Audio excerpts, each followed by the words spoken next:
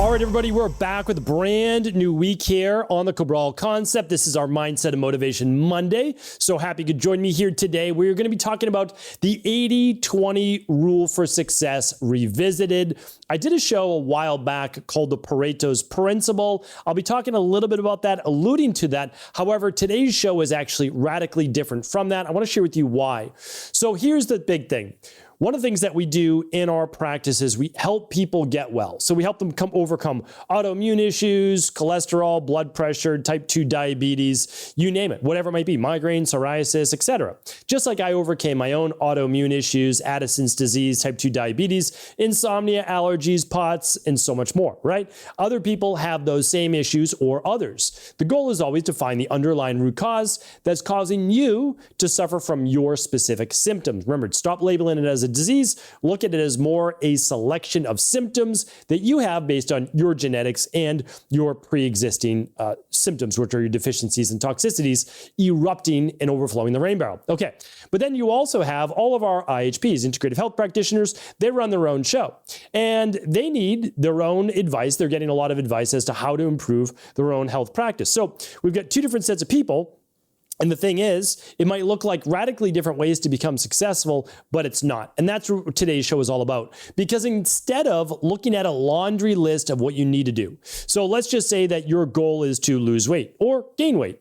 People could give you 50 different things that you need to do. And they would actually be correct in all of those. So you need to work on this and this and this, and then your workouts need to look like this, and you need to be doing HIIT training, interval training, and looking at all of these different things. And it's not that they would be wrong. However, it's that does not work. And the reason is that we humans can only focus on so much for a given period of time.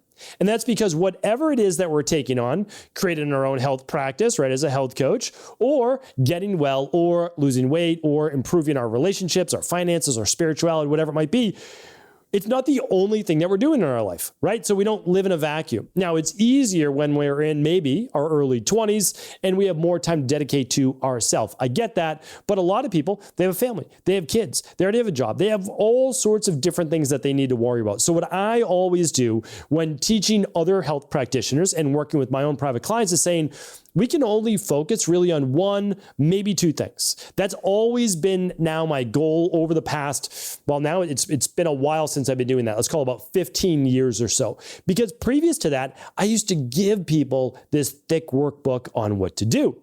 And it's not that it was wrong. It's just, I was a little bit maybe naive. It was before I had children. It's before I had multiple different practices, all these different things, right?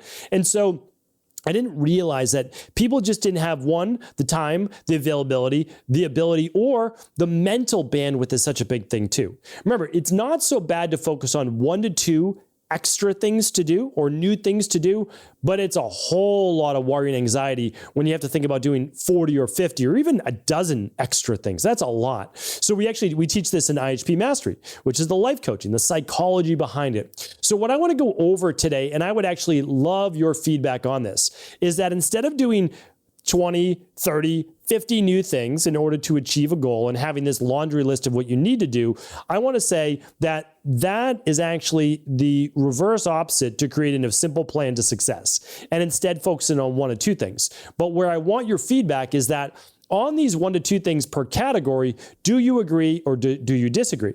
Now, I'm going to give you some from my practice in just a moment, but the first I want to share with you as to what others have said around this topic. Now, before we get to that, Pareto's Principle, as you may have heard about before, means that it's an 80-20 rule. So what it means is this, that 20% of what you do leads to 80% of the results.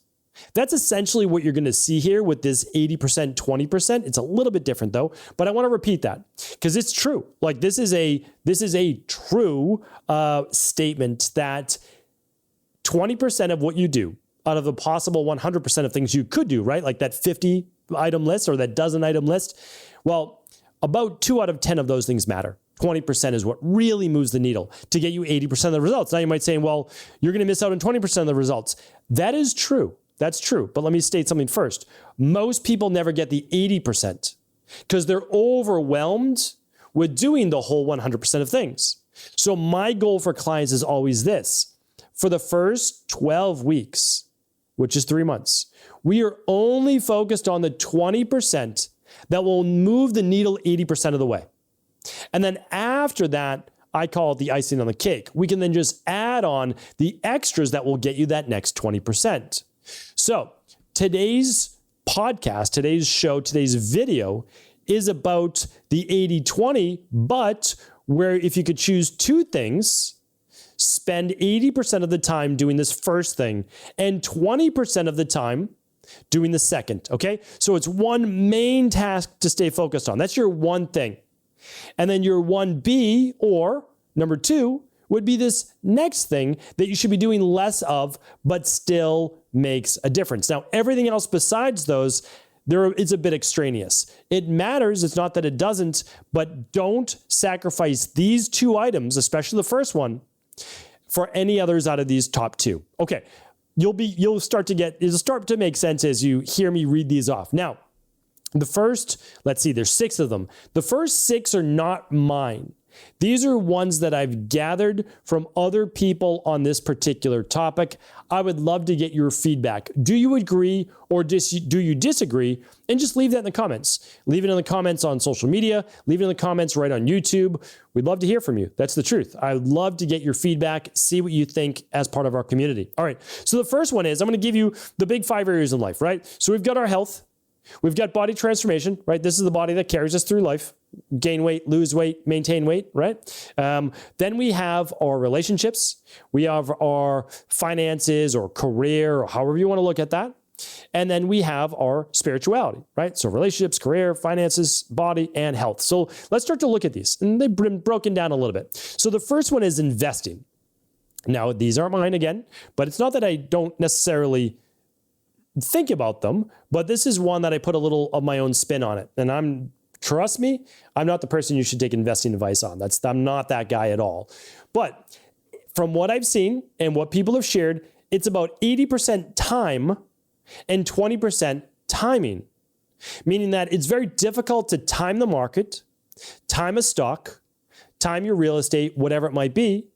But over the long run, 10, 20, 30 years, if you've looked back at historicals, it seems that the market has gone up. You'll see a typical return in the market, and you'll see a typical return in real estate. You'll see a return when invested in your typical stocks, let's say, call it S&P and or real estate. Again, I'm not an investing guru. You can leave your comment below. But 80% time, meaning like you just have to look at a long enough time horizon, and 20% timing. Timing does matter, no doubt about it. If everything's down and you're willing to go in, well, certainly you may see a better return. All right, that's the first one. The second is wealth creation. It's about 80% action and 20% opportunity. And this was an interesting one to me. And I think this goes to about like maybe all opportunities in general, but wealth creation is staying active. It's literally trying different things, working to be successful, putting in your 10,000 hours, and 20% is opportunity. And I looked at it this way. Well, if you try enough things and you put in some sincere effort, eventually you'll find the right one that meshes with you. So I found that interesting. The third one is relationships. I took a bunch of different advice and I molded it into this. Relationships are about 80% communication, meaning success, right? Success for all of these, successful investing, successful wealth creation, successful relationships, 80% communication, 20% actions, meaning actions do matter. Expressing all of the different 5 love languages matters, right? But 80% communication, because what I've seen is that, and I've done a lot of one-on-one appointments, a lot of stress comes from relationships, from family, from work relationships, all of these things, is that when people don't know, one thing I ask is this. So someone will be complaining about a parent, a child, a spouse, work, colleague, whatever it might be, and complaining, again, just expressing themselves. The people should express themselves. You should be able to. You need to get it off your chest, right? But I always ask them, like, does this person know how you feel? And they're like, well, they should. And I'm like, well, have you actually, and again, you have to do this at the right time and place. It might not be the right person to express your feelings to, but hopefully your spouse, your partner, your parents, you have that safe space that you're able to. But if someone doesn't know how you feel, what makes you happy, what makes for a happy relationship, it's difficult to improve that relationship. So I just think communication, open communication, sometimes over communicating can be really helpful to steer that relationship through any rocky times to where you need it to be. And it's a closed off communication that then just sends it into a downward spiral. My thoughts. I'd love to hear what you think. Okay, because again, for these, agree or disagree in the comments, you're just leaving, what would your two things be? The 80% is the first one, the 20%, the smaller one is the second one. All right, I like this one for talking. This I can't take credit for. 80% listening, 20% speaking. You might say, well, that doesn't make sense with talking, with a conversation. Well, it really does. Because if you want to respond effectively and carry on a great conversation, allow the other person or people to speak. Because people always think it's a great conversation when they've been able to speak the majority of the time. It's funny because there's a lot of psychology and psychological based interviews on this. But whenever when you ask them about them, their job, their relationships, their kids, their hobbies, their whatever, and you get them talking, after anyone ever has done, a psychological based interview on this, the other person may never have really spoke except to ask questions. That person's like, wow, that person's really great. I really like that person. If you think about it, they know nothing about that individual. They allowed that person to speak about them, right? And there's nothing wrong with that. Even in work and in business, my whole goal during any of my executive meetings is because, again, our goal is to reach millions of people around the world, open source everything we do. That includes content like the Cabral Concept podcasts, everything we do. We want to just say, this is what we do for protocols. This is what we use for at-home labs. You can work with us or not work with us. That's okay. But this is what we do. And we're trying to reach the world. And so I'll talk about this a little bit later. I have an amazing team. But my goal is to listen. I ask questions. I listen. And then, yes, eventually I give my opinion. But my goal is to be listening the majority of the time, to understand challenges and wins and obstacles and strategy. Okay, happiness. Love this one. And I put my take on it for the second part. The first part, 80% purpose. You might say, well, is that really what happiness is? I talk about happiness as growth. I've talked about this many, many times in the show. I truly believe that when you are in a state of working towards a worthy goal with family and friends and relationships and hobbies and career and body and health, any one of those things or all of them, you feel fulfilled. You feel happy because each and every day you're working towards something. It doesn't mean you're achieving it, but you're striving towards it. And that gives life purpose. It gives life meaning. And so 80% purpose, call it whatever you want, purpose, growth, etc. And 20% fun. And fun I just categorized as travel, material things, etc. Now, I'd love to hear your thoughts. That's my basic framework, not just of happiness for myself, although I think it does fit. It's what I've seen the happiest people in the world, they fit into this. They have a purpose. They have meaning behind their days. All right, the last one before we move on to 3 from my practice is achievement. I love this one as well. Achievement is 80% doing and 20% ideas. So no matter how great you think your ideas are, all of those things, the truth is that most people, myself included, have no idea really if an idea is going to work until they begin to do and act on it, right? That's really the case. So the more doing I found leads to better ideas. That's the truth. So I'll say this to my team all the time. Listen, we don't know what we don't know. We can hire consultants. We can base it off previous work, whatever it might be. We don't know what we don't know. So let's get started. That is my advice always. All right. So we'd love to hear what you think on those. That is investing in wealth creation and successful relationships and talking and conversations, happiness and achievement. All right. 3 from my practice, losing or gaining weight. I've been doing this a long, long time, since the mid 90s. And I can tell you this, that Although I would love to say, as a certified strength and conditioning specialist, a personal trainer, all of these great, all these fun things and great things, as well as a doctor of naturopathy, et cetera, I can't say that exercise is the thing that's going to be the biggest body transformation thing. It's not. It's diet. Now, do you need to exercise? Yes, because honestly, the weight you lose if you're not strength training at least twice a week, a lot of it's going to be muscle as well. So the goal, yes, exercise is the 20%. You should exercise 20 to 30 minutes more days than not a week. Right? So the 150 minutes that has been kind of carved in stone for a long time is still correct. It's 5 days times 30 minutes. It really is. And that's not just walking. That is additional work. But you can certainly start with 30 minutes, 3 days a week. Because that's what we did in my practice forever. We had 45-minute appointments and people came in three times a week. Monday, Wednesday, and Friday. Tuesday, Thursday, Saturday. That way they never had more than 2 days off in a row. And it worked phenomenally well. We did metabolic conditioning circuits. You can look those up, Metcon at stephencabral.com/podcast, and it works great. But if you think about it, okay, that was, let's say, after their warm up and their, maybe a little foam rolling at the end, let's call it 30 minutes, 3 times a week, 90 minutes. But it was intentional, right? The specific circuits or trisets, et cetera. And it worked great. And so it's 90 minutes out of 160, how many hours in a week? 168. So out of that 90 minutes, 1.5 hours out of 168 a week.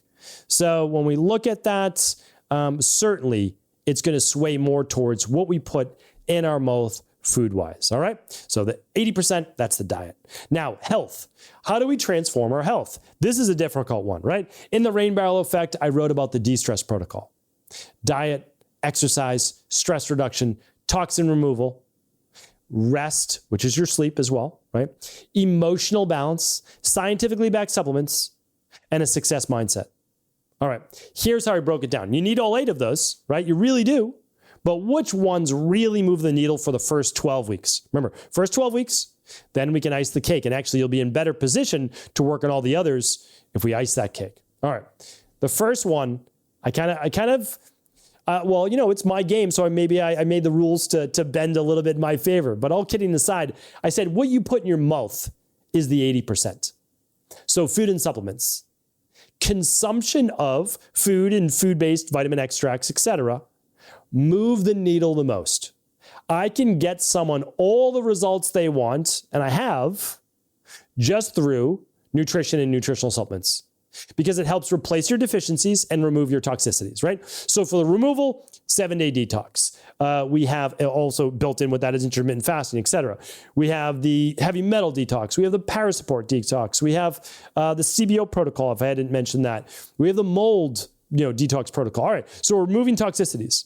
Then we have replacement of deficiencies, right? We've got daily foundational protocol, level 2, which is most people we have on that, right? And the immunity protocols, we can build those things up very, very quickly. So, okay, that is my 80%. And that's what I give now. Like I say, listen, don't get stressed about everything. Focus on this. It's going to work. All right. And then next up is sleep. So does sleep matter? Of course. Like it absolutely matters. But I can't just get you sleep and not change your nutrition and supplementation. Because I'm also going to help you get to sleep better if I'm using something like full spectrum magnesium for the nervous system, adrenal soothe for the cortisol levels and the anxious mind and all of that, and maybe something like a liquid melatonin. Like all of that's going to help with the sleep. And then, yes, we're going to work on maybe working the bedtime back a little bit if we need to and getting you in bed for 8 hours. Like that's the goal. Okay. So that's health. And again, you can let me know if you disagree. I'd love to hear your 2, your 80 and your 20. All right. And the last one is this. When trying to lead a team, which I love doing, and trying to stay, improve the company, Equal Life, Integrative Health Practitioner, the Cabral Concept, all of those things, and drive forward and drive home our mission for our team and for the world of what we're trying to achieve, which is really open source health, to teach people exactly what they need to do in order to personalize their own plan for them. Well, I put it this way. 80% is me hiring the right people. 80% of that. And that might seem like a strange one.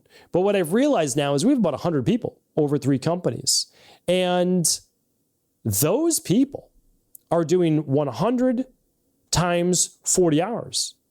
And when you look at that, it's an enormous amount of work being done on a daily and weekly basis that I simply could not do on my own. One, I hire people that are experts in their particular division. Technology, right? The lab tech, the operations, the marketing, the finance, like all of the different parts. Hire great people. And then here's my 20%.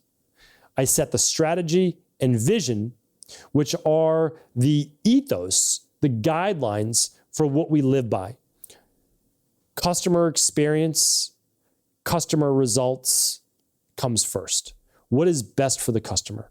What would you want as a client working with a practitioner? That's always the lens that we view through. And I always bring that up, like, this is what we do. This is what we do. And then I set forward, this is our vision for the next 12 months. When I didn't know how to bring at-home lab testing to the world, how do you get at-home labs to the UK? How do you get them to Australia? How do you get them to New Zealand, right? We didn't know. Hired someone that knew how to do that, that could help me make it happen. Never happened before, but they knew the intricacies of shipping, logistics, etc. Hired that person. When we wanted to develop our own labs-based portal, who hired a person who then hired a team to be able to make that happen. So for me, this has been a secret to success, and also very gratifying to see the right people in the right positions in order to drive the mission to as many people in the world as possible. So excited that I was able to share this with you here today. I would love to know, what is your goal? So after listening to this, what is one goal that you want to achieve by the end of this year? And do you know what that 80% is? Do you know what 80% of your time needs to be focused on? What's that one big thing? And then what's the second smaller thing that you would add to that? I gave you some examples now, but I would love to hear your feedback on what your goal is, how you're going to work towards it. And if I can help in any way, of course, just let me know. Thanks so much, everybody, for tuning into the show. Do share the show with anyone you feel it could serve. Take care. Thanks so much for tuning into today's show. Before you go, don't forget to hit that subscribe button. I want to make sure that you're getting our daily content, not missing out on anything functional medicine, wellness, weight gain, weight loss, anti-aging, living longer, stronger, and all of the most cutting-edge research. And if there's any topics you want to hear, feel free to leave them in the comments below. Take care.